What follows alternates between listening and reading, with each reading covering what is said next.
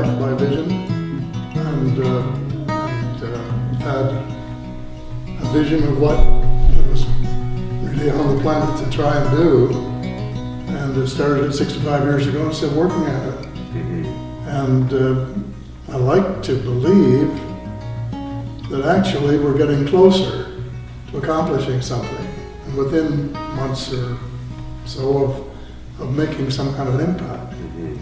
And this sounds strange, starting in my 90s, but that's when the opportunity seems to be opening up in a way that it hasn't opened up to me during all these years of waiting and frustration, because I think there was something that I should do, and I'd try it and it would fail, and you carry on and try again and it would fail. I've just kept on doing one experiment after another, trying to get people interested in what is at the moment the most urgent problem in the world, and that is how to have a monetary system that would feed the people of the world and put a shirt on their back and a roof over their head, decent water to drink and food to eat, and the other things. And I know it's possible. It's been possible all along. It just isn't being done because of a system which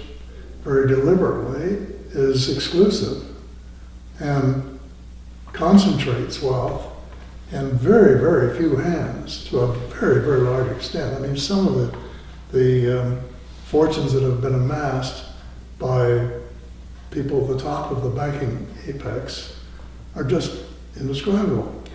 And you think about what that kind of money could do to solving real problems of health and welfare worldwide, and you say, hey, we've got the means. There's no problem here, except the will to do it and the mechanics of putting that will into action. So I'm on a path, and thanks to people like you moving along it, and it's my hope that this year will be the year when some impact is really made, and it could have a big difference. But it comes back down in the final analysis to what we have been talking about here, and that is the good and the bad. And the Western world has been worshiping Mammon since, well, for a long time, but certainly since World War II, and concentrating on toys and trinkets and weapons, weapons of mass destruction, some of which we know about and some of which we don't. And we're going the wrong direction. And this creativity, the creativity has been on the wrong side of the ledger, so the wrong side of the scale. And somehow we have to get it off that side of the scale and put it on the other side of the scale towards the vision of a world where of equality and justice and hope and all of the things that are good. So that's been keeping me pretty busy without any distractions. Yeah, that's the good fight. Yeah. Thank you. Thank you for being undaunted. Well, I'm going to remain undaunted to the end, whenever the end may be, but...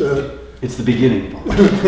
Well, it's the beginning of a phase. Each new phase is different, and things are beginning to happen. I can feel that there's a little bit happening, and there are a lot of good things happening. There are, just as you said earlier, that there are people everywhere who have ideas of a better world and a closer connection with the rest of the cosmos, and they're working at it. And because people can't even think cosmically when they're forced to be confined to, only worrying about where their next paycheck's coming or how they're going to survive. I mean, most of the people on the planet, they live in below poverty conditions, and how can you even be given the allowance to live your life in that fulfilled state?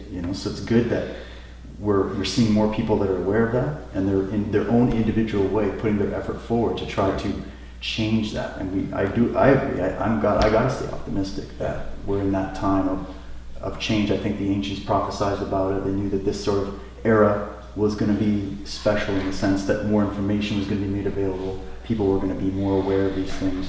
And let's just hope we're on the better side of the future, you know. Yeah. And like right now, I'm sitting beside two of my biggest inspirations in my This is life. just And it's incredible, like yeah, I know. the honor of doing that. But I also think that the way forward, the evolution forward, is for every individual to inspire others through their own creative connection to the cosmos. Everybody has those tools, and we have to empower people in their own individual way to be the leader that we all need. Society doesn't need one leader to walk us down the path.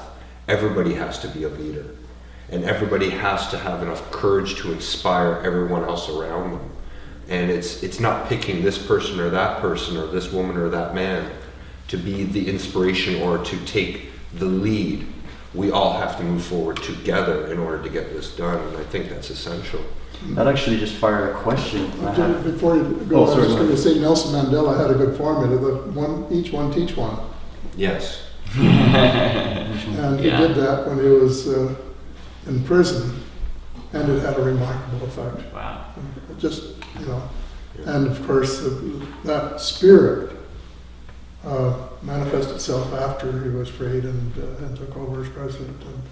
And his ability to forgive, and I think this is one of the things that we've been looking at too. If we want full disclosure of whatever it is that governments have been hiding from us for the last 6 or 7 decades, and they've been hiding a lot, as you well know, is that we want the spirit of reconciliation and grant them an amnesty if they'll tell the truth and change their ways.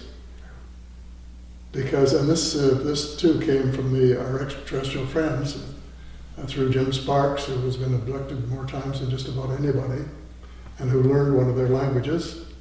And he said, and he allowed me to quote verbatim this part of his revelation in about the last 2 of my books. That amnesty is essential because the National Security Act is so rigid and has been such a binder on the truth that since they started lying in 1947, the cult of lying has been reinforced by the law. And the punishments that have been imposed, some of them very severe, which have gone well beyond the law. But there has to be a liberation of that sort of environment of don't you open your mouth on anything or you're in real trouble. We have to break those bonds, break the fetters, and open it up and let the light in.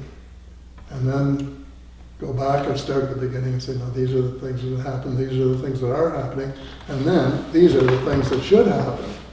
And they require a change of heart, a change of direction from the bad, the dark, to the light. Absolutely. It's negotiating the term, always. That's the, Now, you're talking that's about the issue, you know? We put it very succinctly earlier, we're on the precipice arguing, instead of saying, turn that wheel around. In my book, I say, about turn, about top, Yeah, exactly. opposite way of the way we can go. Yeah, exactly.